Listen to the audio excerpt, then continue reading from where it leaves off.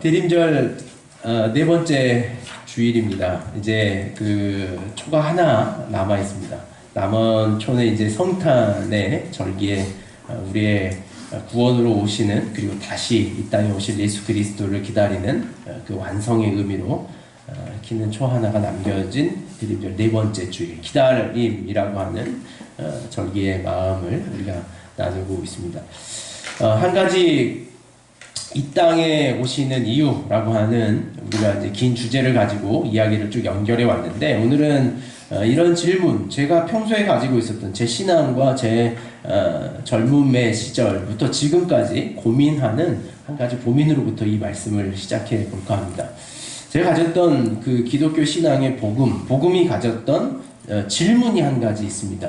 그 질문이 무엇이냐면, 복음이 가지고 있는 차별성이라고 하는 질문이었습니다. 복음을 강조하고 또 복음을 더 분명하고 극명하게 드러낼 때마다 느껴지는 것은 그 복음이라고 하는 힘이 가지고 있는 극명한 차별이었습니다. 어떤 식의 차별이었냐면, 우리가 대조하자면 천국과 지옥이라고 하는 차별이었습니다. 예수 그리스도를 믿는 사람들의 삶은 영원한 안식과 쉼을 얻는 천국의 삶을 살아가는 어떤 소수의 몇 사람과, 그것을 누리지 못하는 다수의 대부분의 사람은 영원한 영벌이 있는 그 지옥에서의 삶을 살아야 된다는 차별성을 갖는 것, 그것이 우리가 갖는 복음의 핵심일까라고 하는 질문이 제 마음에 늘 있었던 거예요. 오늘 그것이 복음의 핵심일까? 제가 읽었던 성경의 많은 이야기들은 하나님의 변함없는 사랑, 모든 일을 향한 사랑, 큰 사랑, 아낌없는 사랑이 하나님의 메시지, 예수의 복음의 메시지의 중심이었는데, 그것이 예수의 이야기였는데, 제가 경험했던 교회의 신앙, 그리고 저를 어떤 신앙하게 하는 힘, 그리고 어떤 목회자들의 설교, 그리고 그 교회가 가야 할 어떤 방향성을 제시할 때마다 더 강조되는 지점은 오늘 이 차별성에 있더라는 거예요.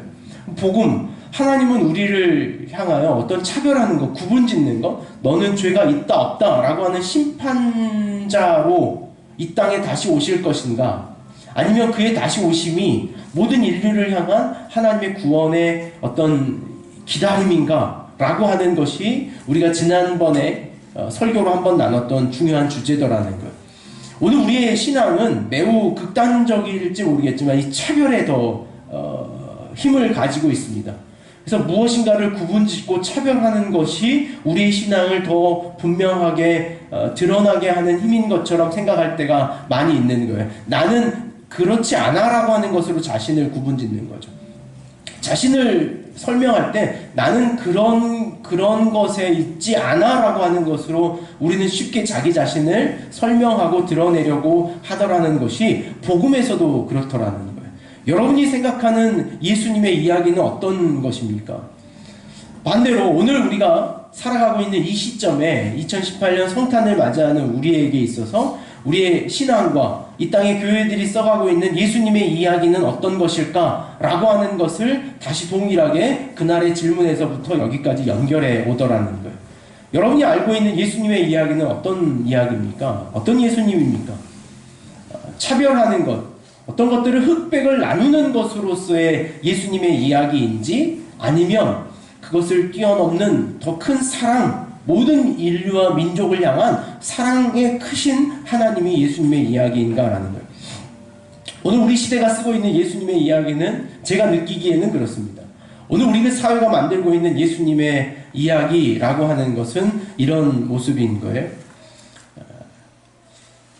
과학을 배격하고 어떤 과학적 사실에 대하여 반론을 제기하는 것, 그것이 오늘 우리가 가지고 있는 예수의 이야기가 아닐까. 어떤 성적인, 그리고 어떤 구별된 사람들을 차별하고 그들과 반목하는 것을 우리의 신앙으로 가지고 있는 것이 이 시대의 기독교의 이야기는 아닐까. 세상에 가장 큰 스피커를 세워 불신 지옥을 외치는 것이 오늘 세상이 듣고 있는, 교회와 우리를 통하여 듣고 있는 예수의 이야기는 아닐까라는 생각을 갖는 거죠. 오늘 여러분이 기록하고 있는 여러분의 삶의 자리에서 예수님의 이야기는 어떤 것인가라는 거예요. 이게 이제 마지막 오늘 우리가 대임절을 보내며 성탄 앞에 우리에게 주는 이 기다림의 질문이기도 합니다. 내가 쓰고 있는, 내가 가지고 있는 예수님의 이야기는 어떤 모습인가라는 거예요. 무엇인가를 차별하고 무엇인가를 구분지어 자신을 드러내려 하는 것이 오늘 우리의 신앙의 이야기인가? 그렇지 않으면 무엇으로 우리는 이 시대에 예수의 이야기를 쓸 수 있을까라는 거예요. 어제 시내를 이렇게 저희 이제 물건을 좀 준비하기 위해서 이렇게 다녀봤습니다. 시내 사람 많더라고요. 기쁘다 구주 나셨네 라고 하는 큰 성탄 트리 장식 아래로 사람들 수없이 막 지나다니는데 그들이 가지고 있는 예수의 이야기는 어떤 것일까? 이 시대에 그들이 저 트리 장식을 보면서 느끼는 예수라고 하는 이야기의 어떤 짧은 스토리라도 가졌다면 어떤 스토리를 가졌을까라고 하는 거예요. 오늘 우리가 가지고 있는 예수의 이야기는 극단적인 차별과 죄와 그렇지 않음을 구분하는 것에 우리의 신앙의 이야기가 있지 않은가라는 거예요. 아마 그 문제는 종교라고 하는 것이, 신앙이라고 하는 것이 가졌던 그 문제는 예수님 당시에도 있었던 것으로 드러나는 것이 오늘 마태복음 5장에 있는 말씀입니다. 5장 43절에 있는 말씀을 한번 저희가 볼까요?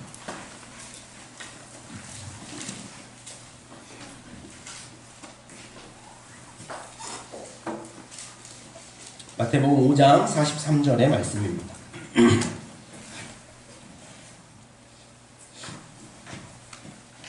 마태복음 5장 43절 말씀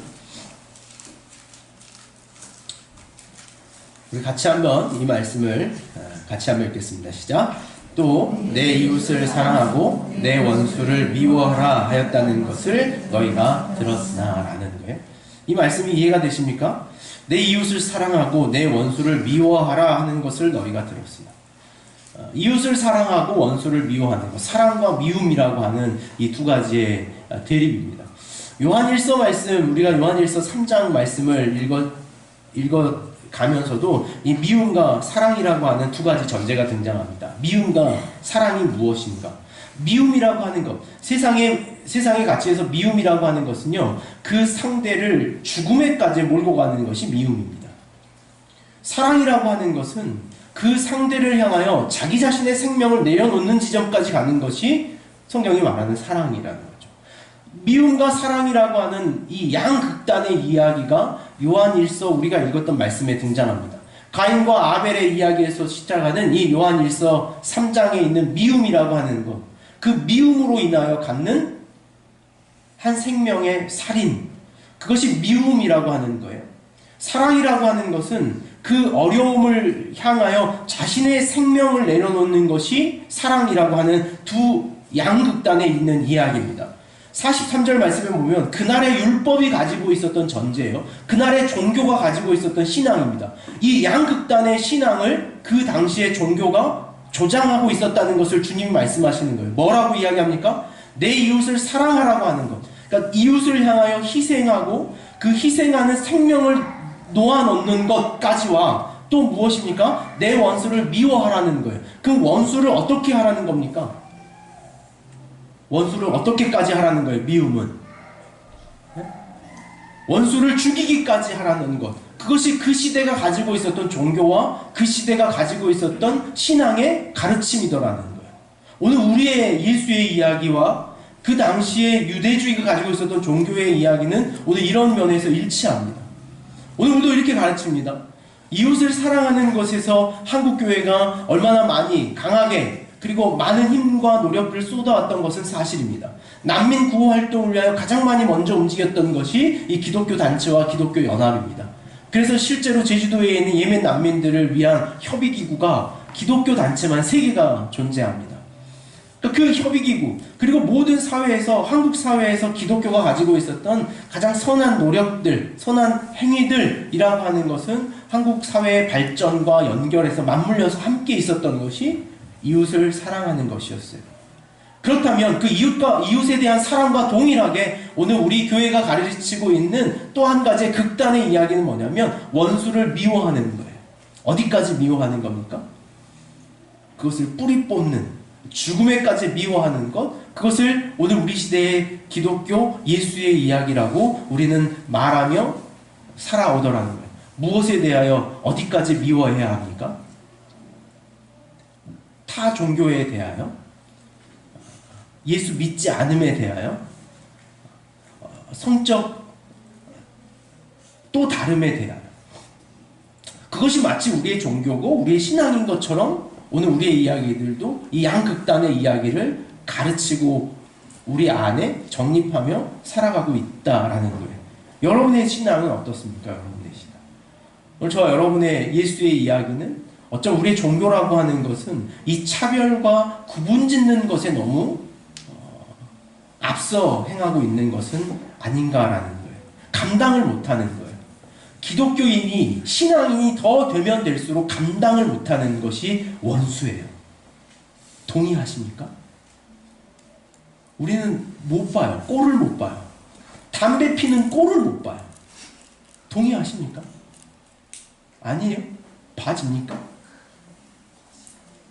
잘못하는 꼴을 못 봐요. 동성애에 대하여 가장 극심한 오늘 사회적 반발을 가지고 있는 집단이 있다면 그건 기독교 집단. 꼴을 못 봐요. 아주 그냥 사악한 것. 저희 교단에서도 홍보하라고 영상을 하나 이렇게 총회에서 만들어서 자꾸 저한테 보냅니다. 그래서 이걸 교인들과 나누라는 거예요. 이 동성애 자료 영상에 그 어떤 성적인 독특성, 다만 양성애자를 말하는 것은 아닙니다. 그러니까 성적 자기 취향을 존중해 주는 것은 그것보다 훨씬 더 모든 행위를 다 총집합해서 하는 거예요. 그래서 그 성을 취향하는 사람의 애니메이션이 뜨는데 딱 봐도 사탄이에요. 딱 봐도 못된 놈같이 생겼어요. 시커먼 놈이 나와가지고. 그래서 우리가 가지고 있는 어떤 우리의 신앙이라고 하는 것이 깊어지면 깊어질수록 우리는 원수를 보지 못합니다. 미워하는 것이 당연한 것이고 합당해요. 얼마 전에 한국 광주 지역에서도 어떤 이 큐어 축제가 있었습니다. 그걸 보는 여러분들의 용어에서도 이런 게 들어요. 너무 더러워. 너무 지저분해. 우리는 그것이 너무 극도로 미워하는 것으로 가야 우리의 신앙이 분명해지는 것처럼 생각하는 것이 어쩜 우리가 가지고 있는 신앙의 태도와 양태도라는 거예요. 그래서 여러분, 이 교회에서 여러분들의 신앙이 깊어지면 깊어질수록요, 더 어렵습니다. 무엇인가를 받아들이고 실수를 용납한다는 것이 교회 안에서의 생활이 깊어지면 깊어질수록 더 어렵고 용납되지 않는 것으로 자신의 신앙이 가더라는 거예요. 오늘 예수님 당시에 이 신앙을 가졌던 어떤 율법의 배경이 있습니다. 레위기 19장에 있는 말씀입니다. 우리 한번 같이 찾겠습니다. 레위기 19장.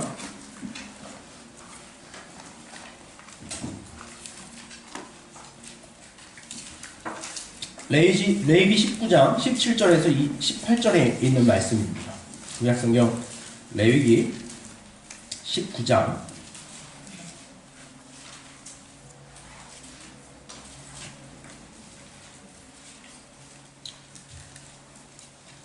구약성경 175면에 있습니다. 레위기 19장 17절에서 18절에 있는 말씀입니다.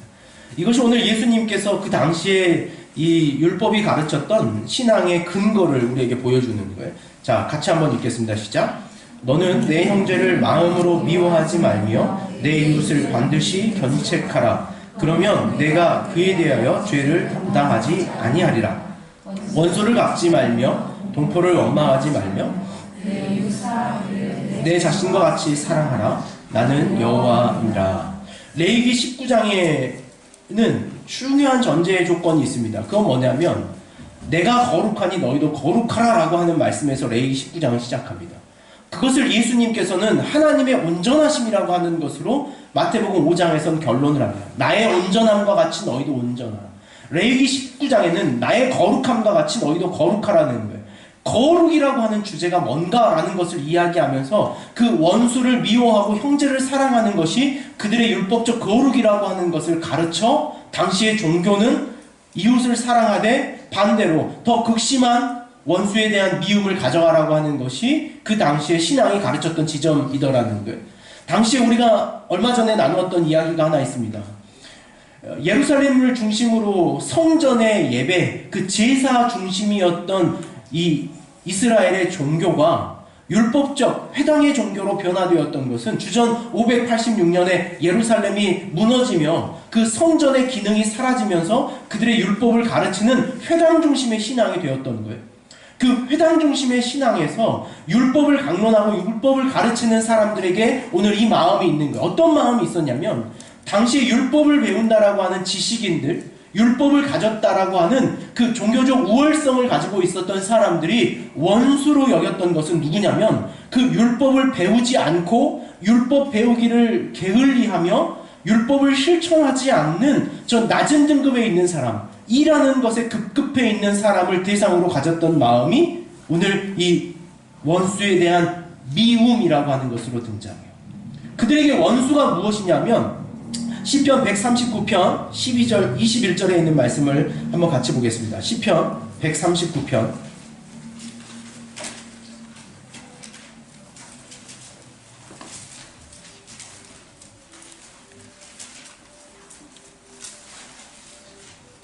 139편 21절과 22절입니다. 구약성경 904면에 있습니다. 시편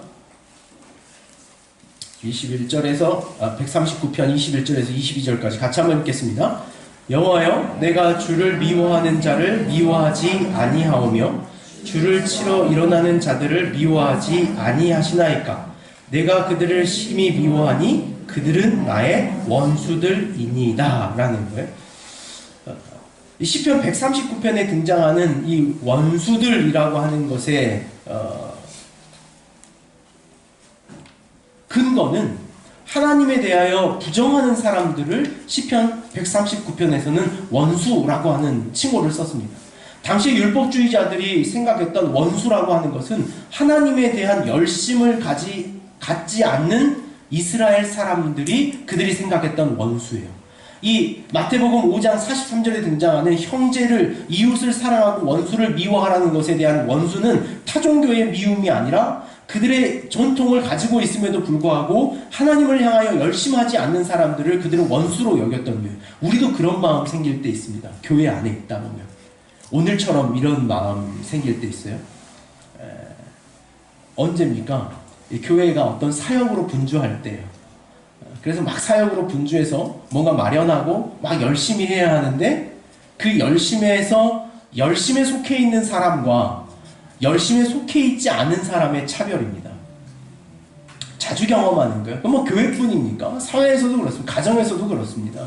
가정에 집안일이 있을 때 이 며느리가 셋이면 셋 중에 열정적으로 참여하는 며느리의 그룹은 이웃이 됩니다. 그래서 서로 사랑하는 그룹이 되죠.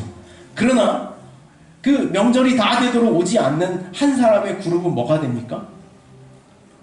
네? 그럼 뭐가 돼요? 여러분 아직 그런 경험이 없으십니까? 네? 그건 원수가 되는 거예요. 미워하는 그룹. 당시에 유대주의자들이 가졌던 원수라고 하는 개념은 이 개념 안에 있는 거예요. 열정적으로 참여하는 그룹은 이웃이 됩니다. 밤늦게까지 같이 하는 사람은 어쨌든 이웃이 되는 거예요. 그러나 거기에 참여하지 않는 사람들에 대한 마음은 원망하는 것, 원수와 미움이 되는 거예요. 어쩜 오늘 우리에게 마음에 이와 같은 마음이 들 수 있습니다. 오늘 이 23일 행사를 준비한 저의 마음이 딱 그랬어요. 이 마음이었습니다. 언제 이렇게 원수 같을 때가 없어요. 이렇게 하나같이나 왼수 같은 마음이 들 때가 없습니다. 열심히 이렇게 준비하는데 코빼기도 안 비치는 그 왼수 같은 그거 뭐 하나. 오늘 지금 이 주일 예배를 올라오면서 뒤에서도 이 말씀을 준비하면서 밑줄을 그으면서 그런 생각이 드는 거예요. 그 왼수 같은 거 여기 안 오고 어디 있나 지금. 우리의 마음에 흔히 갖는 마음이에요. 원수가 된다는 것. 그 원수가 돼서 차별하는 것으로 오늘 우리의 신앙과 내 지점을 점검하려고 하더라는 것이죠. 오늘 우리가 살아가는 많은 판단은요. 사실 이 차별하는 것, 자신의 배경을 보고 가치를 판단하는 경우가 많습니다. 내 자신이 아닌 배경을 보며 자신을 판단하는 거예요. 아름다움이라고 하는 것이 그렇습니다. 자신이 아름답다라고 하는 건 여러분 뭔지 아십니까? 그것은 내 배경이 지저분하고 시커멀수록 자신이 아름다워 보이는 거예요. 내가 어떤 배경을 가졌느냐가 오늘 우리의 아름다움이라고 하는 가치 판단에 어리석은 기준이 될 때가 많습니다. 자기 자신의 아름다움이 무엇인지를 판단하지 못하고 그저 배경만 보는 거예요. 그래서 오늘 우리의 삶에 있어서 자주 반복해서 자신을 증명하려고 할 때 어떻게 자신을 증명하냐면 나는 어떤 배경과 달라라고 하는 것으로 자신을 증명하려 할 때가 오늘 우리 안에 많이 있더라는 거예요. 그것이 종교적인 모습, 자신의 삶의 모습에 많이 있더라는 거예요. 나는 길 가다가 침을 뱉지 않아 라고 하는 것으로 자신을 구분하는 거예요. 나는 적어도 담배를 피지 않아 라고 하는 것으로 자신을 그 배경과 분리시켜 그 배경은 무엇이 될 때 더 유익합니까? 더 어두운 것이 될 때 좋은 거예요. 나는 동성애를 하지 않아 라고 하는 그 세상이 말하는 그 어두운 배경을 등장시켜 자신을 구분시키면 구분시킬수록 자신이 도드라지는 것처럼 느껴지는 것. 그것을 우리는 신앙이라고 착각하더라는 거예요. 그것이 당시에 유대인들이 가졌던 오늘 예수님 당시에 이스라엘 백성들이 가졌던 신앙의 모습이더라는 거예요. 오늘 여러분의 신앙이 뭐냐? 내가 쓰고 있는 예수의 이야기가 무엇인지는 알지 못하고 내가 어떤 배경과 구분 지을 수 있을 것인가에 대한 이야기를 반복적으로 하는 것이 이 땅의 기독교의 모습이더라는 거예요. 지난 저희 교단과 합동이라고 하는 큰 교단에서 총회에서 결의했던 중요한 결의 내용이 있습니다. 그 결의 내용들이 뭐냐면 오늘 한국 교회 안에서 이루어지는 가장 진보적인 몇 개의 단체들을 이단의 시비 안에서 점검하자는 거예요. 합동에서 다시 이야기가 나오는 것이 가톨릭이 이단인지 아닌지 다시 시비하자는 거예요. 제가 속해 있는 성서 한국이라고 하는 운동, 예레미야라고 하는 운동, 청월함이라고 하는 운동, 이런 운동들 혹시 양희성 대표 여러분 아십니까? 청월함에 가나안 성도라고 하는 책을 썼던 저자입니다. 가나안 성도는 아십니까? 여러 번 이야기를 했는데도 가나안을 뒤로 거꾸로 하면 뭡니까? 가나안을 그대로 한번 읽어보시면 안나가예요. 이 땅의 신앙인들의 현 지점이 이 안나가 성도들이더라는 거예요. 심리적으로 마음의 믿음의 고백으로는 하나님을 인정하고 예수 그리스도를 고백하지만 교회는 안 나가겠다는 거예요. 그 가나안 성도가 늘어나고 있는 이 시대에 대하여 약간 옹호적 발언을 했던 것이 청월함의 양희성 대표입니다. 그의 책에 대하여 신앙적 검증을 하자라고 하는 것이 오늘 이 한국 교회에 가장 큰 영향력을 가지고 있는 대규모의 교단들이 가지고 있는 신앙의 현 주소더라는 거예요. 오늘 우리에게도 마찬가지입니다. 신천지가 요즘에 저희 교회에다가 빠짐없이 전단지를 하루에 한 장씩 꽂아 놓습니다. 그거 치우는 것도 이제 일이 됐어요. 근데 그 친구들이 하고 있는 건 뭔지 아십니까? 한기총. 저희가 일제강점기에 대한예수교 교단이 일제강점기에 헌금을 모아서 이 전투기를 사는데 후원을 했던 전례가 있습니다. 그건 사실 저희 교단이 가지고 있는 한국교회 장로교가 가지고 있었던 아픔이었어요. 그것이 그 당시에 그 교회를 지키는 힘으로 믿었던 그 당시의 과오입니다. 그게 한기총이 했었던 일이에요. 신천지에서는 그것을 늘 거론합니다.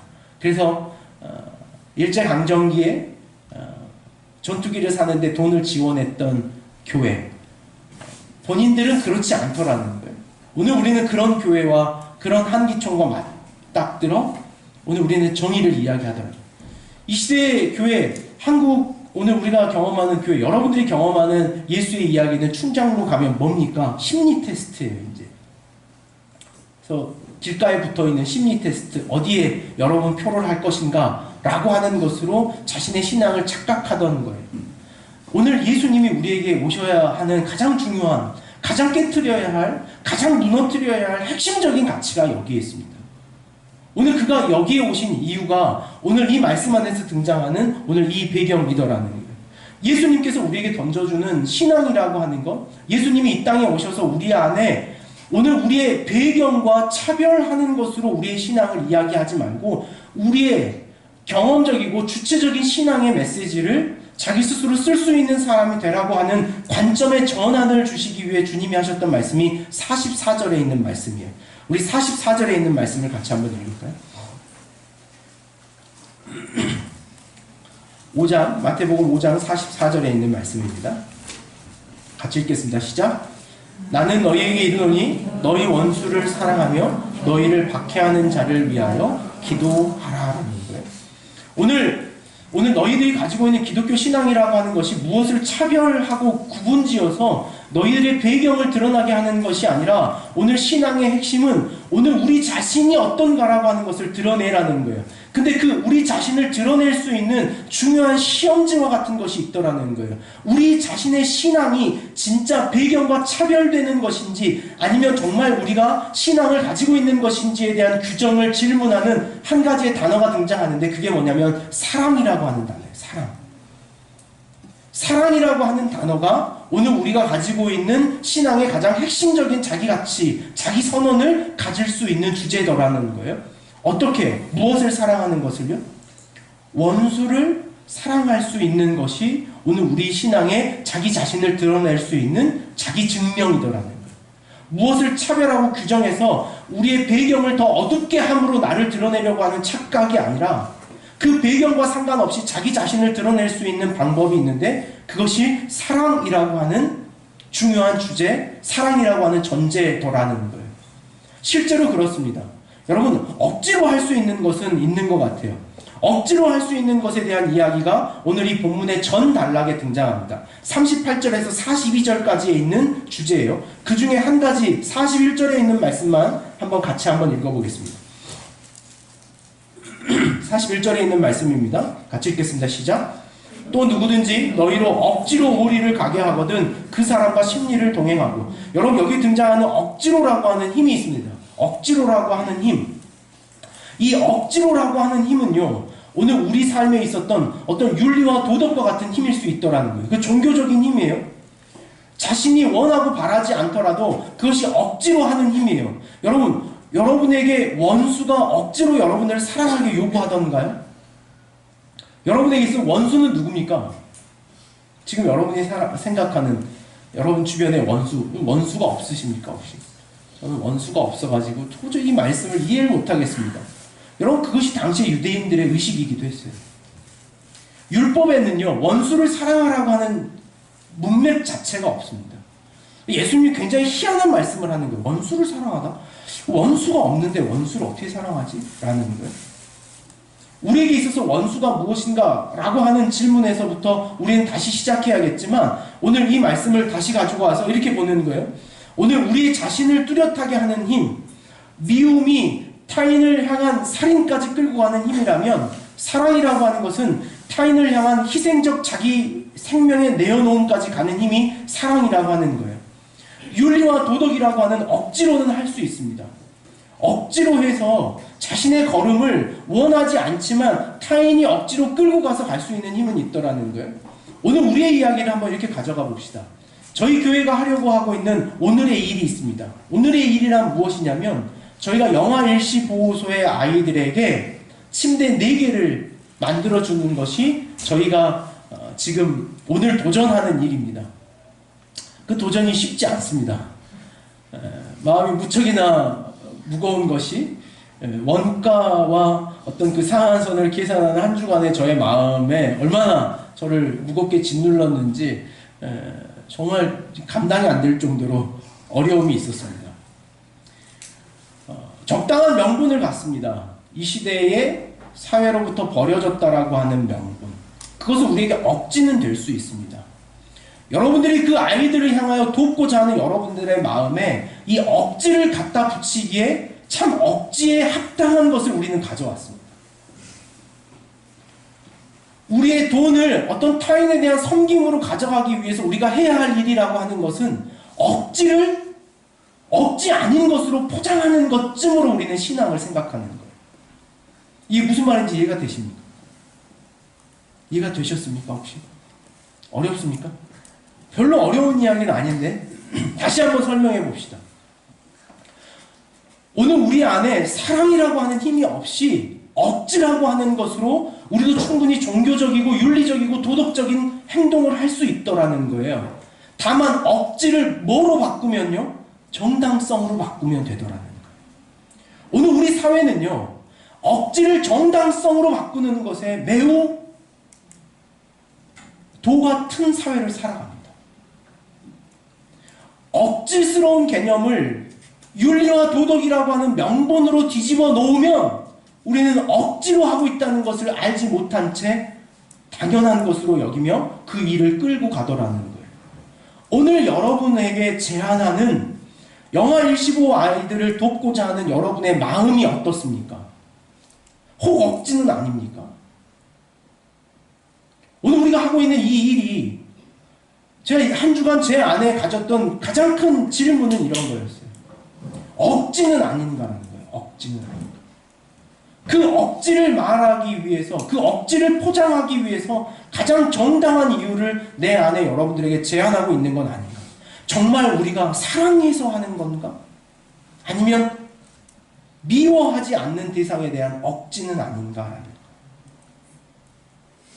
오늘 이게 우리에게 던지는 가장 중요한 질문, 종교라고 착각했던 것에 대하여 던지는 예수님의 질문이 여기 있더라는 거예요. 여러분, 정말 이 시대에 버려진 아이들에 대한 사랑의 마음에서 여러분이 움직이십니까?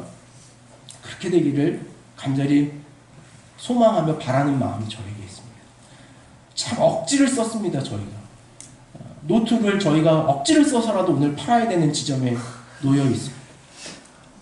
여러분들 이렇게 앉아있지만 저희가 손익 계산을 한 결과 100명은 와야겠다는 결론을 가졌습니다. 그래서 어제 희수한테 억지를 제가 막 썼습니다. 희수야, 친구 5명 이상 데리고 오지 않을 경우에는 내가 너의 손목을 자르겠다. 까지는 아니었지만 뭐 이런 정도의 아주 억지였어요. 저 누리한테도 제가 아침 만나자마자 그랬어요. 너 친구 5명 이상 데리고 와라. 친구가 없대요. 이럴 땐 꼭 친구가 없어요. 맨날 친구 만나러 다니다가 이럴 땐 친구가 없어요. 그럼 너네 반 아이들이라도 억지로 불러라. 오늘 다 집합시켜가지고 엄마 거 카드 들고 나오기로. 자꾸만 하면 억지로 가는 거예요. 사랑이라고 하는 힘으로 근거하지 않고 사랑이라는 힘으로 가지 않을 때 우리는 극단으로 가는 거예요. 뭐로요? 억지로 가는 거예요. 그 억지를 써서라도 우리는 가게 되는 것, 그것이 마치 우리는 종교 행위를 예수 믿는 것을 하고 있는 것처럼 착각하게 되는 거예요. 그것이 더 검정색의 어두운 배경이 되면 될수록 우리의 억지는 어떻게 됩니까? 더 정당해지더라는 거예요. 그것이 이 땅의 신앙인 것처럼, 우리의 신앙인 것처럼 착각하며 신앙하는 우리의 어리석은 모습이 있더라는 거죠. 예수님 우리에게 도전을 주시는 거예요. 아주 분명한 도전입니다. 억지로 신앙하고 억지로 타인에게 구걸하고 억지로 자신의 삶을 배려하던 자들에게 예수님은 어떤 저항을 주는 거예요. 어떤 저항이냐면 원수를 사랑하라고 하는 저항을 주는 거예요. 사랑이라고 하는 힘으로 다시 움직이라는 거예요. 사랑이라고 하는 힘으로 다시 동력하라는 것을 오늘 우리에게 말씀해 주고 계시더라는 거예요.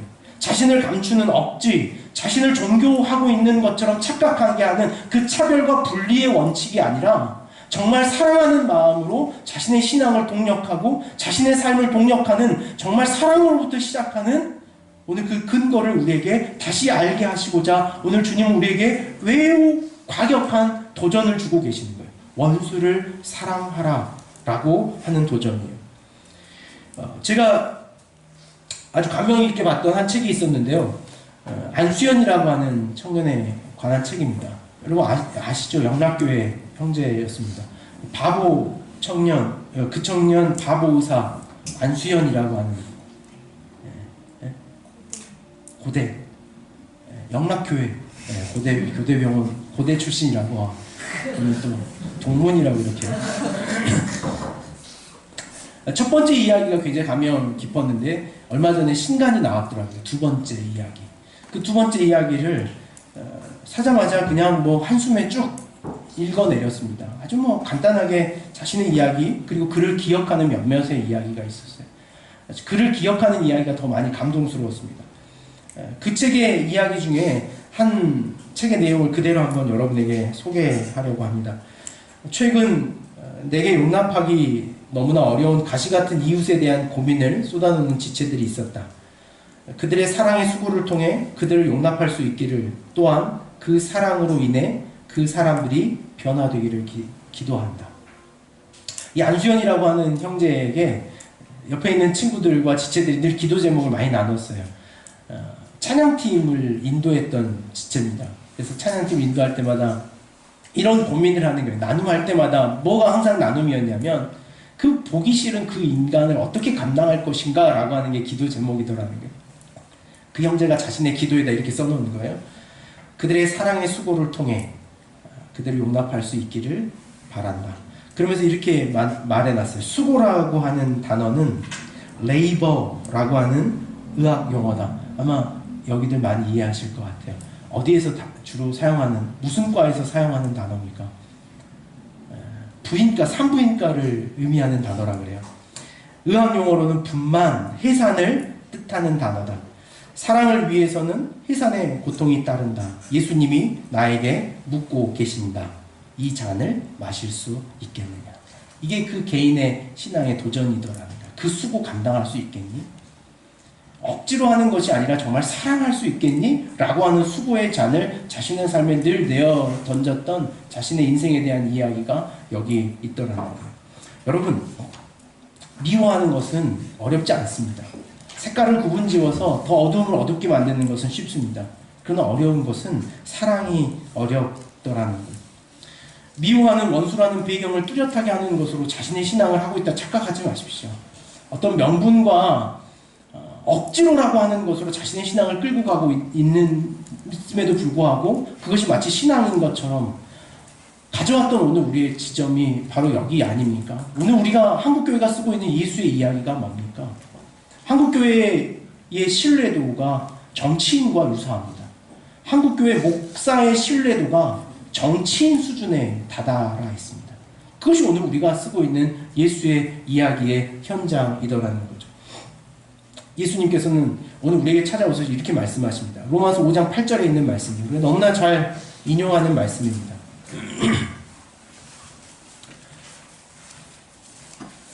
예수님은 우리의 허물을 찾아오신 분이 아니에요. 우리를 당신과 구별짓기 위해 이 땅에 오시는 분이 아니라는 사실을 로마서 5장 8절 말씀에 우리에게 이렇게 말씀하십니다. 로마서 5장 8절 말씀을 같이 한번 읽겠습니다. 같이 읽습니다. 시작. 우리가 아직 죄인 되었을 때 그리스도께서 우리를 위하여 죽으심으로 하나님께서 우리에 대한 자기의 사랑을 확증하셨느니라. 예수 그리스도가 이 땅에 오심으로 예수 그리스도를 하나님이 이 땅에 보내심으로 오늘 우리가 얼마나 어두운 존재인가를 드러내지 아니하셨더라는 거예요. 예수님을 이 땅에 예수 그리스도로 만들기 위해서 우리를 어두운 배경으로 사용하지 아니하셨다는 것이 하나님의 사랑이에요. 오늘 우리의 어두움에 있는 모습 그대로를 그대로 찾아오셔서 당신의 사랑으로 덮으셨다는 것, 그것이 로마서 5장 8절에 있는 하나님의 사랑의 선언이더라는 거예요. 오늘 우리가 어떤 허물에 있을 때요, 어떤 죄에 있을 때요, 어떤 자격 없을 때요, 그때 우리를 사랑해 주셨더라는 거예요. 그것이 예수 그리스도의 사랑, 우리를 구별짓지 않고 차별짓지 않는 복음의 가장 중요한 의미더라는 거예요. 사랑이 어려운 또 한 가지 이유가 있는 것 같습니다. 그건 뭐냐면 우리의 원수가 너무 가까이 있기 때문에 원수를 사랑하는 것이 쉽지 않은 것 같아요. 여러분의 원수는 어디에 있습니까? 저 북에 있습니까 혹시? 여러분 원수는 북에 있다고 생각하고 살아가십니까? 혹시 그런 방공의식 속에서 저는 어려서 교련을 배웠기 때문에 약간 그런 의식이 있는데 여러분 원수 어디 있습니까? 워싱턴에 있습니까? 아니에요. 우리의 원수라는 것이 가까이 있습니다. 예수님께서는 그 일을 우리에게 분명히 말씀해 주시는 거예요. 마태복음 10장 36절의 말씀에 보면 이렇게 기록합니다. 사람의 원수가 자기 집안 식구니라 그럽니다. 예수님 굉장히 극명하십니다. 사람의 원수가 자기 집안 식구라는 거예요. 여러분 동의하십니까? 저희 가정에 가장 많이 이루어지는 사건이 오늘 이 문제입니다. 주님 너무 명확하게 하셨던 것 같아요. 저희 아이들 서로 원수 맺는 것을 요즘 저희가 자녀교육을 어떻게 해야 될지 그 갈등이 끝이 없습니다. 저희 아이가 넷입니다. 넷이 서로 다 원수를 짓기 시작하면 당파가 4개로 갈라집니다. 요즘 이제 막내도 그 일을 이제 터득했어요. 그래서 길 가다가 아니 이게 지나가다가 툭 넘어져가지고 해도 왜 그러면 오빠가 그래요. 일단 원수를 맺는 거예요. 그래서 오빠가 그러면 오빠 이놈! 라고 해야 이 아이의 마음이 그 응보적 대가 앞에 자유를 누리는 거예요. 원수를 맺습니다. 그래서 이 원수 맺는 미래 이 아이들이 너무 빨라요. 근데 원수를 맺는 근거가 뭐냐면 이 아이들이 다툼할 때 부모가 누구의 편을 들어줬냐로 항상 싸움의 결론이 가요. 자신들이 잘못했다는 이야기를 안 하고 아빠는 맨날 주아 편이야. 아빠는 맨날 시연이 편이야. 아빠는 맨날 오빠 편이야. 라고 하는 걸로 가더라는 거예요. 누구 편에 섰느냐가 이제는 서로의 다툼의 문제가 아니라 이제는 네 편, 내 편이냐는 원수의 문제로 가는 게 이 아이들의 저희 가정의 최근의 문제입니다. 그래서 제가 문을 열고 퇴근을 딱 하고 들어가면 아이들이 일렬로 뛰어오면서 서로의 잘못을 막 나열합니다. 아빠 오늘 오빠가 이랬어. 아빠 오늘 오빠가 핸드폰을 또 1시간이나 했어. 아빠 주아는 오늘 밥을 3번이나 먹었어. 아빠 오늘 시연이는 또 양치 안 해. 막 이렇게 수많은 원수들이 저를 향해 막 뛰어오는 사랑을 이야기하는 가정이 아니라 완전히 서로 다 왼수지간일 수가. 예수님 말씀 딱 맞아요. 10장 36절 진리의 복음이 있어요. 사람의 원수가 자기 집안 식구더라. 이 아이들이 원수를 이렇게 짓고 살아갑니다. 그래서 한 번씩은 이제 이 원수의 극대화가 되어 있다 보니까 이런 거예요. 이제 저희 아들이 뭔가 잘못하면 이제 그 아이의 잘못을 수정하기 위해서 종종 이럴 때가 있습니다. 시연아, 저 매 가지고 와. 이러는 거예요. 그럼 이제 제가 이 아들을 때리려고 하는 정말 직접적인 마음이 있는 건 아닙니다. 그냥 이제 너 빨리 해 라고 하는 경고로 매 가져와 그래요. 그럼 원래 저희 셋째가 웬만해서는 심부름을 하나도 안 합니다. 정말 안 해요. 근데 매 가져와는 제일 잘해요. 매 가져와 그러면 무슨 일을 하고 있더라도 자기 방에서 이 액괴를 가지고 놀고 있더라도 매 가져와 그러면 후다닥 뛰어나와가지고 매가 있는 대로 막 찾아갑니다. 근데 매를 찾았는데 매가 없어요 거기에. 그럼 막 당황하기 시작합니다. 매를 빨리 찾아야 돼. 왜요? 아빠의 마음이 그간 느그러질 수 있으니까 빨리 그 극도의 분노의 상태가 유지될 수 있도록 막 자신이 불안한 거예요. 그럼 매를 막 찾아요. 매를 못 찾으면 이 신발 주걱이라도 들고 와요. 아빠 일단 이걸로라도 당신의 분노를 풀어 해결하세요. 거기엔 제일 빨라요. 이 원수들을 맺다 보니까 너무 빨라요. 그럼 이제 때리고 싶지도 않았는데 이걸 가지고 오면 뭔가 진짜 때려야 될까라는 생각을 가지고 있다가 맞는 건 꼭 지가 맞아요. 너 이제 들어가서 놀아라고 한 대 맞고 들어가는 거예요. 그 원수 맺고 살아가는 게 아이들의 마음의 한계였어요. 그래서 얼마 전에 늘 이것들이 이렇게 원수지어서 어떻게 할까? 특히 저희 첫째와 둘째의 원수지간이 굉장히 아주 극명합니다. 아주 막 아침마다 늘 이 싸움에서 저희가 감당이 안 되는 거예요. 오늘 저희 마음에 이게 고민이 될 때 한 가지 그래도 그 고민을 좀 해결할 수 있는 사건이 하나 있었습니다. 차를 타고 가고 있었어요. 저희 큰애하고 둘째 아이만 이렇게 있었습니다. 저희 큰애가 갑자기 이런 이야기를 하는 게 아빠 학강초등학교 그 부회장 선거가 있는데 아빠 나 좀 나가볼까? 그러는 거예요. 그래서 이제 저희 아내랑 저랑은 그냥 그렇게 하듯이 그래 나가고 싶으면 나가봐. 뭘 준비해야 되는데 오늘 당장 준비해야 된다는 게. 그래서 제가 그랬어요. 저빠 그런 준비 있어 무슨 부회장이야? 라고 굉장히 폭력적인 언어를 쏟아놓기 시작했어요. 저희 아내랑 저랑. 아이고 너는 야 그 중에 저희가 같은 또래 아이 중에 아주 똘똘한 여자아이 하나를 잘 알고 있습니다. 그 아이 이름을 거론하면서 그 아이는 나와? 이러면 저희 아들이 그래요. 몰라 걔가 나오는데 어떻게 알아? 야 걔가 나오면 진짜 잘할 텐데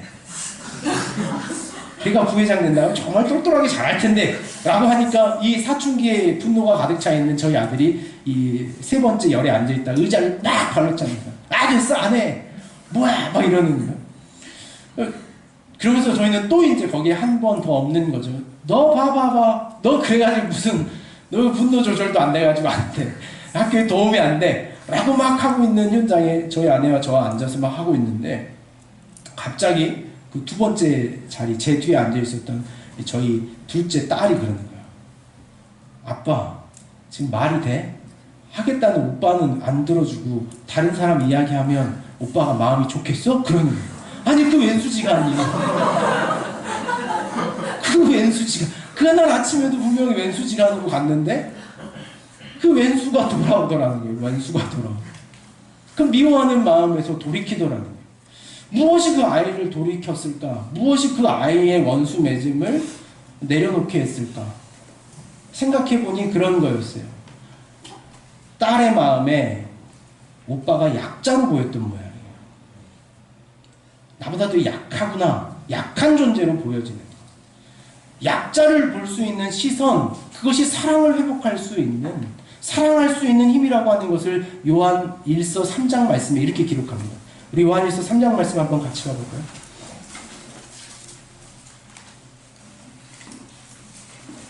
요한 1서 3장 17절에 있는 말씀입니다. 요한 1서 3장 17절 같이 읽겠습니다. 시작. 누가 이 세상의 재물을 가지고 형제의 궁핍함을 보고도 도와줄 마음을 닫으면 하나님의 사랑이 어찌 그 속에 거하겠느냐. 여러분, 이 말씀의 근거가 뭡니까? 약한 사람을 보면서 그 약한 사람을 도와주려고 하는 그 마음이 사라지지 않았더라면 그 마음에 사랑이라고 하는 마음이 남아있더라는 거예요. 그러면서 이렇게 가지고 옵니다. 20절에 있는 말씀을 한번 같이 또 읽을까요? 20절. 이는 우리 마음이 혹 우리를 책망할 일이 있어도, 여기까지 읽겠습니다. 우리의 마음을 스스로 책망한다는 거예요. 21절에서도 이렇게 말합니다. 사랑하는 자들아, 만일 우리 마음이 우리를 책망할 것이 있어요. 그 책망이라고 하는 단어가 뭐냐면 찔림이라는 거예요. 나보다 더 약한 사람을 바라보며 그 약자에 대하여 찔리는 마음, 그 약자에 대하여 약자를 긍휼히 여기는 마음이 오늘 우리 안에 없다면 그 사랑을 검증할 수 없더라는 거예요. 실제 그렇습니다. 오늘 우리가 사랑한다는 것, 오늘 마태복음 5장에서도 그 말씀을 주님께서 하시는데 이렇게 말씀하시죠.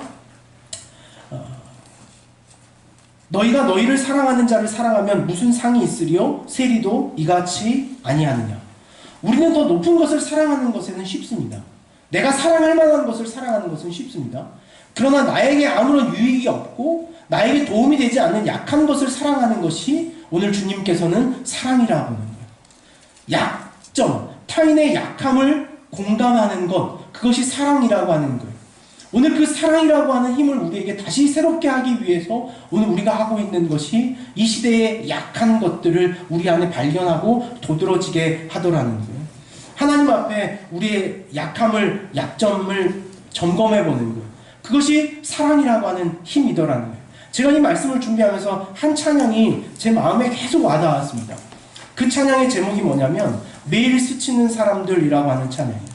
오늘 우리가 살아가면서 매일 스치는 사람들이 있습니다. 그 사람들이 내게 무엇을 바라고 원하는가, 그것을 뛰어넘어서 오늘 그들의 삶의 모습이 어떠한가, 내가 그들을 정말 약자로 보고 있는가, 더 가난한 사람, 더 필요한 사람들로 보고 있는가라고 하는 시선이에요. 오늘 우리 이 시선에서 빼앗겨버린 것 같아요. 예수 그리스도가 이 땅에 오심이라고 하는 것은요, 예수 그리스도가 우리를 약한 존재로 여기셨다는 마음이에요. 하나님이 우리를 사랑하신다는 것은요, 하나님이 우리의 연약함을 담당하셨더라는 거예요. 우리를 약한 존재로 받아주셨더라는 거예요. 우리가 하나님 앞에 강한 존재여서 강한 척해서 구원받는 것이 아니라 우리의 연약함, 약함을 하나님께서 우리를 감당하셨기에 그것이 하나님의 사랑이더라는 거예요. 요한복음 3장 16절에 있는 말씀이 그 말씀 아닙니까? 하나님이 세상을 이처럼 사랑하사에 그 이처럼이라고 하는 근거는 뭡니까? 연약함의 모습 그대로라는 거예요. 그게 이 땅을 찾아오시는 예수님의 사랑이에요. 얼마나 근사한 사랑입니까? 우리의 종교라고 하는 것이요, 차별과 어떤 것들을 오늘 우리 안에서 교회를 정결하게 해서 하나님께 도달하는 신앙이 아니라는 것을 이 땅에 오심으로 근거하시는 거예요. 여러분, 이걸 잘 한번 생각해 보십시다. 예수 그리스도로 오라고 말하지 않아요. 하나님까지 도달하라고 말하지 않아요. 술 마시지 않는 것으로 한 단계 올라가고, 양성의 성을 하지 않음으로 한 단계 올라가고, 구제함으로 한 단계 올라가고, 억지로 한 단계 올라가서 하나님께로 올라오라고 가르치지 않아요. 우리에게. 우리의 신앙은 뭡니까? 우리가 죄인 되었을 때 그 지점으로 찾아오시는 게 복음이에요. 우리는 오늘 우리의 종교가 무엇이 되어버렸냐면 마치 우리가 계단을 쌓아 하나님께 올라가는 것처럼 생각해버린 것이 오늘 우리의 종교, 오늘 우리가 써가고 있는 복음과 하나님의 이야기더라는 거예요. 그러므로 이 땅에 오시는 예수 그리스도를 우리가 더 깊이 묵상해야 할 이유는 뭐냐면, 예수님은 우리의 자리로 오셔요. 우리 보고 만족시켜 조건을 충족시키고 그것을 다해서 오라고 하시는 분이 아니라 우리의 삶의 자리로 오시는 분, 우리를 연약한 그 모습 그대로 찾아오시는 분, 그것이 오늘 우리에게 오시는 예수 그리스도의 사랑이라고 하는 것을 말씀해 주는 거예요. 우리 잠깐 우리 이 찬양 한번 같이 한번 나눴으면 좋겠습니다. 매일 스치는 사람들, 내게 무엇을 원하나, 공허한 그 눈빛은 무엇으로 채우나, 모두 자기 고통과 두려움 가득 감춰진 울음소리 주님 들으시네. 그들은 모두 주가 필요해 깨지고 상한 마음 주가 여시네. 오늘 우리가 가지고 있었던 마음 중에 잃어버린 것이 있다면 예수 그리스도를 가진 우리가, 아니 그 예수님이 이 땅에 사람들을 바라보는 마음, 연약한 자들을 바라보는 마음을 잃어버린 것 같아요. 제가 어제 한 자매하고 이런 나눔을 가졌습니다. 목사님, 제 친구들은요 아주 돈이 많습니다. 돈이 많아가지고 부하고 굉장히 자존심 세고 다 가져서 아주 그냥 대대한 친구들입니다. 목사님, 그런 애들 교회에 데리고 와도 감당하시겠습니까? 라는 거예요. 그래서 제가 그 친구한테 이렇게 말했습니다. 그들의 마음 속에도 오늘 그들의 삶의 자리에 그 연약함이 반드시 있어. 돈으로 해결하지 못하는 연약함, 권력의 높은 자리에 섰지만 다 하지 못하는 연약함, 예수님은 인간의 그 연약함, 해결하지 못하는 그 깊은 자리를 향하여 주님께서 찾아오시는 거예요. 오늘 그 마음의 고백을 담아서 우리 찬양 같이 한번 나눴으면 좋겠습니다.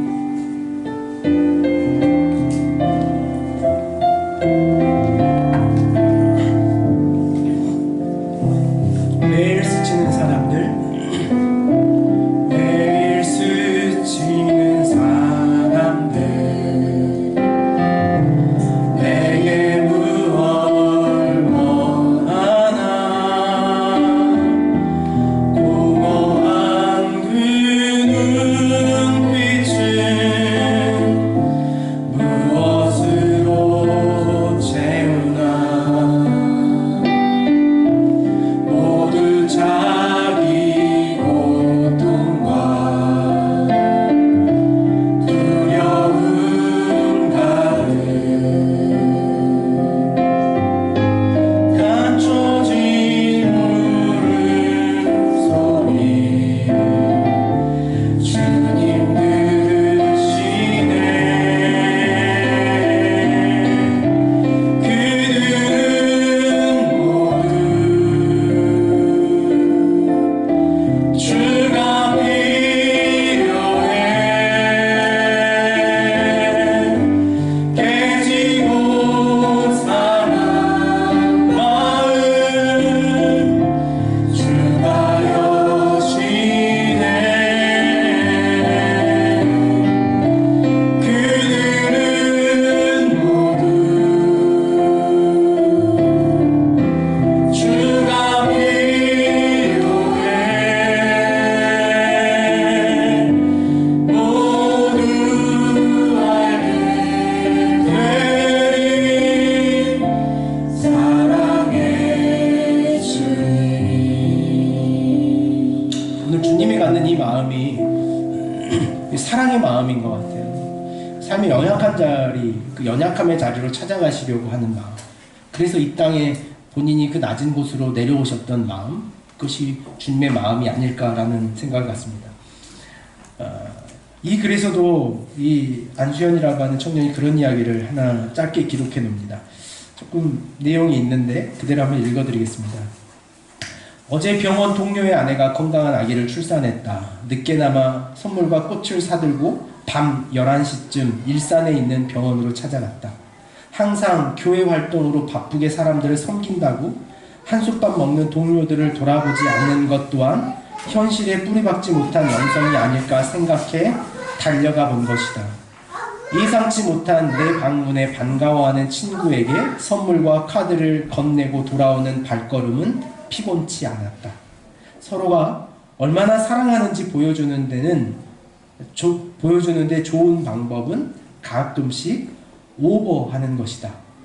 공동체란 원래 사랑을 표현하는 데 있어 약간 오버하는 것이 정상이다. 나와 상대방이 얼마나 가까운지 머릿속으로 계산하고 배려할 수준을 결정한다면 예수님은 우리에게 이렇게 말씀하실 것이다. 세상 사람들도 그 정도는 하느니라. 오늘 우리가 읽었던 말씀과 같아요. 어느 날 병원에서 이렇게 근무하다가 교회에서 늘 섬기는 오빠로만 하다가 갑자기 직장 동료의 아내가 출산했다는 소식을 듣고 일산에 있는 병원 11시에 달려갑니다. 꽃다발과 선물을 가지고 가서 너무 반겨주는 그 삶의 모습을 보면서 이런 이야기를 하는 거예요. 가끔은 사랑을 보여주기 위해 우리는 오버하는 것이 필요하다라는 거예요. 저는 이 땅에 오신 예수 그리스도의 마지막 이 오심에 대한 증언을 이 글 안에서 이렇게 찾았습니다. 하나님 참 오버하셨다. 이 땅을 창조하시고 인간을 지으신 하나님이 사랑한다는 말 전하기 위해 당신의 아들을 보내시는 것은 어쩌면 참 오버하신 일이다라는 생각을 가져요. 그렇지 않고 다른 방법으로도 충분히 하실 수 있었을 텐데 당신 참 오버하셨구나 라는 마음이 오늘 이 땅에 오신 예수 그리스도의 사랑을 전하는 마지막 메시지의 결론입니다. 오늘 그래서 설교의 제목이 오버하셨습니다. 사랑은 오버하는 것 같습니다. 사랑을 전하기 위해서 우리가 좀 오버할 필요가 있다는 생각을 가져요. 제 마음에 그래서 우리가 좀 오버한 건 아닌가라는 생각을 합니다. 오늘 많이 오버했습니다. 이 책 신간인데 오늘 팝니다. 제가 20% 할인 받아가지고 샀는데요. 밑에 내려가면 책도 있습니다. 장갑도 있고 여러 가지 있습니다. 우리가 다 사기에는 너무 많은 물량을 저희가 오버하고 말았습니다. 그래서 사랑인가 봐요. 제 마음이 막 답답한 마음이 있어서 어제 부랴부랴 금요일 점심이었습니다. 어렸을 때부터 신앙생활 했던 친구들한테 막 연락을 했어요. 야, 내가 점심에 돈가스 할 테니까 나랑 만나자. 그래서 몇 명의 친구들을 만났습니다. 그래서 만나가지고 돈가스를 이렇게 사 먹였어요. 그럼 먹으면서 마지막에 아주 교묘하게 이야기를 하나 꺼냈습니다. 그게 뭐냐면 우리 교회에서 23일날 이런 훌륭한 일을 감당한다. 뭐하고 있는 돈 벌어 어디에 쓸래? 이런 말을 하는데 저한테 늘 이렇게 약간 좀 날카롭게 각이 선 친구가 하나 있어요. 근데 그 친구가 저한테 열심히 하다가 이러는 거예요. 너네 교회 사이즈에 비해 너무 과한 거 아니냐? 그러는 거예요. 순간 제 마음에 아주 불쾌함이 있었습니다. 이 친구가 교회가 한 2층에 넘는 교회에 다니고 있거든요. 그래서 본인들 교회에서야 뭐 이 정도야 뭐 하루 저녁도 아니고 잠깐 예산 편성하면 될 일인데 너네가 그 정도 되겠니? 라는 식의 질문이었어요. 그래서 제가 이 말씀 묵상하던 걸 그대로 가지고 그렇게 했습니다. 그래 좀 오버 좀 했다. 그랬어요. 우리 좀 오버 좀 하는 중인데 너도 와서 좀 오버 좀 해라. 저희 많이 오버했습니다. 한 주간 오버하려고 엄청 노력했습니다. 우리가 수용할 만큼 이상의 물건들을 준비하기도 했고 어쩌면 어제 밤늦게까지 고민하는 게 바로 그런 거였어요. 우리 너무 오버하고 있는 건 아닌가. 우리 사이즈에 비해 그 아이들에게 삶을 돌린다는 건 너무 오버한 일 아닌가. 저 개인에도 있습니다. 우리 아이들은 어떤데 우리 아이들도 야구 배우고 싶다 그러고 저희 딸아이는 그 방송 댄스 배우고 싶다 그러는데 그 다 말리고 남의 아이 돕는다는 거 이거 오버한 일 아닌가? 라는 생각 제 마음에 있습니다. 또 오늘 우리 좀 오버하면 어떨까? 라는 생각을 갖습니다. 여러분 오늘 좀 오버하셨으면 좋겠습니다. 이대로는 안 되겠습니다. 이따가 5시에 오실 때는 지연이는 직장 동료들을 다 데리고 은정 자매는 어린이집 아이들 반 애들이라도 학부모 전화 돌려가지고 본거리는 이따가 저기 혼자 오기 뭐하면 돈을 많이 찾아오는데 이따가 지혜 목까지 다 빼가지고 같이 오버할 필요가 있는 것 같습니다. 전기는 자전거 아직 안 냈던데 이따 가서 타고 오버가 좀 필요하지 않을까라는 생각을 가져봅니다. 우리 마지막 찬양 이렇게 했습니다. 오늘 우리 아이들이 좀 오버했습니다. 밑에 있는 아이들이 뭐 했냐면요.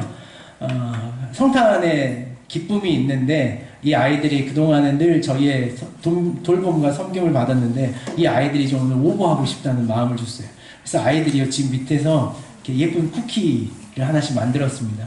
그래서 저희가 찬양하는 동안 우리 아이들이 와서 하나씩 이모들, 삼촌들 나눠주겠다는 마음을 가졌어요. 우리가 조금씩 이렇게 좀 더 나아갔으면 좋겠습니다. 사랑이라는 게 그런 것 같아요. 오버하는 것, 힘을 좀 빼는 것, 그래야 사랑이 전달되는 것 아닌가라는 생각 같습니다. 아름다운 마음들이 모여서라는 찬양 같이 한번 할 텐데요. 우리 좀 일어나가지고 앞에 율동, 여기 유진 가서 율동 한번, 율동 다 잘, 여기 요 앞줄이 다 할 수 있는 것 같은데, 이렇게 할까요? 태호 형제 앉아있는 줄이 딱 돌아서 하면 되겠다. 태호 형제도 거기 앉았으니까 율동을 하는 걸로. 그럼 자리 한번 일어나 봅시다. 그래서 요 앞에 계신 분들은 한 줄 딱 뒤로 돌면 될 것 같아요. 아름다운 마음들이 모여서 우리 이 찬양 좀 같이 나눌 때 우리 아이들이 저기 주아야 시온아 우리 이모들 깎아 나눠주면 좋을 것 같아. 하나씩 하면서 이렇게 찾아가서 그랬으면 좋겠어요. 그때는 부끄러움이 없어야지 할 때는 좀 오버하셔야 돼요. 어떻게 하시는지 알죠? 노래도 불러서 서서 부르세요. 자, 우리 이 찬양 좀 같이 나누겠습니다.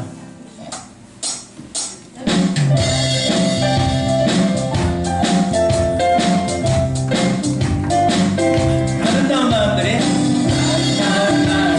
모여서 은혜를 나누며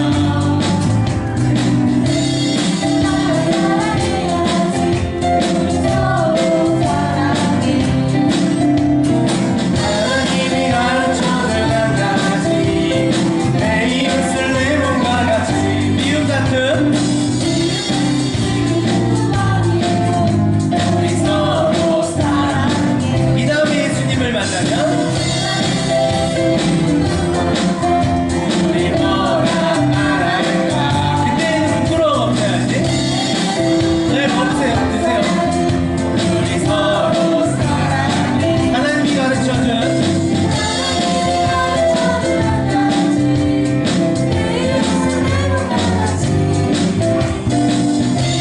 끝이 뱉어버리고 우리 서로 사랑해. 우리 다시 한번 하십시다. 아름다운 좀 오버하시면서 융통하셨으면 좋겠어요. 그래야 진짜 가슴에 사랑이 좀 나눠질 수 있도록. 사랑. 아, 여기 좀 오버가 잘 안 되는 거 같아요. 좀 소리가 좀 오버를 좀.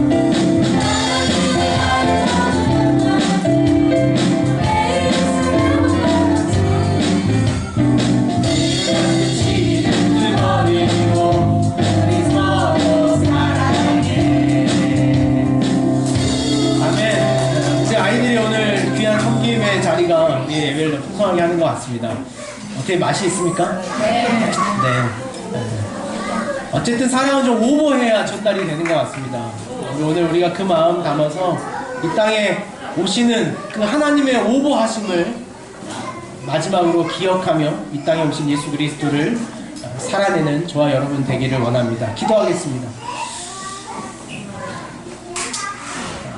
이 땅에 그 하나님의 창조 그리고 하나님의 주권 하나님의 모든 것이 있음에도 불구하고 당신의 아들을 이 땅에 보내셨던 그 하나님의 사랑의 극명하심처럼 오늘 우리가 세상을 차별하고 구분짓는 것으로 우리에게 감춰져 버리고 미움으로 향하는 우리의 어긋난 사랑을 다시 회복시키고자 이 땅에 오시는 예수 그리스도, 그 예수 그리스도 오심을 기억하며 오늘 우리의 교회가 감당하고 있는 이 귀한 사역과 사랑의 현장과 실천을 하나님께서 복되게 하여 주시옵소서. 그리하여 우리의 삶의 자리에서 다시 그 오버하신 예수 그리스도의 사랑을 덧입어 우리의 삶을 그 사랑의 현장으로, 원수를 사랑하는 그 사랑의 현장으로까지 옮겨내는 우리의 삶의 자리가 다 되게 하여 주시옵소서. 오늘 우리 안에 일을 행하시고 성취하시는 여호와 하나님을 소망하오며 우리 주님 예수님의 이름으로 기도하오나이다. 아멘. 이제는 우리 주 예수 그리스도의 구원의 은혜와 하나님의 큰 사랑과 성령의 위로하시고 교통하심의 역사가